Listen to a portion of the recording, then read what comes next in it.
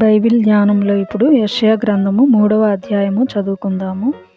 ఆలకించుడి, ప్రభువును సైన్యములకధిపతియునగు యెహోవా పోషణమును పోషణాధారమును అన్నోదకముల ఆధారమంతయు పోషణమంతయు శూరులను యోధులను న్యాయాధిపతులను ప్రవక్తలను సోదెకాండ్రను పెద్దలను పంచాదశాధిపతులను ఘనత వహించిన వారిని మంత్రులను శిల్పశాస్త్రములను ఎరిగిన వారిని మాంత్రికులను యెరూషలేములో నుండి యూదా దేశములో నుండి తీసివేయును.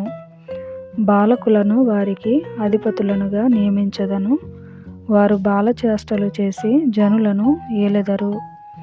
ప్రజలలో ఒకడిట్లును మరి ఒకడట్లును ప్రతివాడు తన పొరుగువానిని ఒత్తుడు చేయును.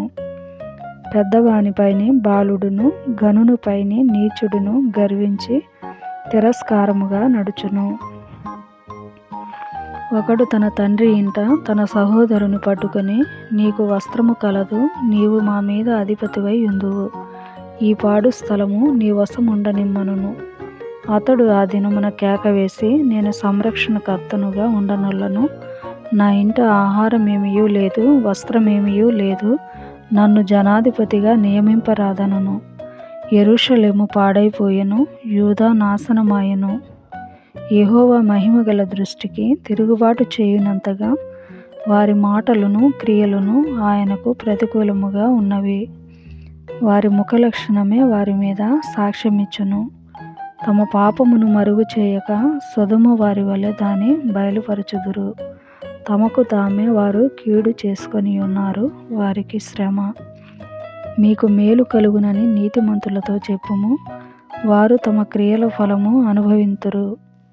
దుష్టులకు శ్రమ, వారి క్రియల ఫలము వారికి కలుగును. నా ప్రజల విషయమై నేనేమందును? బాలురు వారిని బాధ పెట్టుచున్నారు, స్త్రీలు వారిని ఏలుచున్నారు. నా ప్రజలారా, మీ నాయకులు త్రోవను తప్పించువారు, వారు నీ త్రోవల జాడను చెరిపివేయుదురు. యెహోవా వాదించుటకు నిలువబడి ఉన్నాడు, జనములను విమర్శించుటకు లేచియున్నాడు. యెహోవా తన జనుల పెద్దలను వారి అధిపతులను విమర్శింప వచ్చుచున్నాడు. మీరే ద్రాక్షల తోటను తినివేసితిరి, మీరు దోచుకొనిన దరిద్రుల సొమ్ము మీ ఇండ్లలోనే ఉన్నది.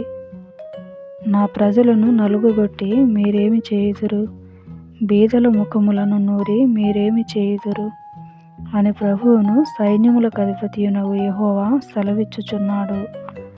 మరియు యెహోవా సెలవిచ్చినదేదనగా, సీయోను కుమార్తెలు గర్విష్ఠురాండ్రై మెడ చాచి నడచుచు, ఓరచూపులు చూచుచు, కులుకుతో నడచుచు తమ కాళ్ళ గజ్జలను మ్రోగించుచున్నారు.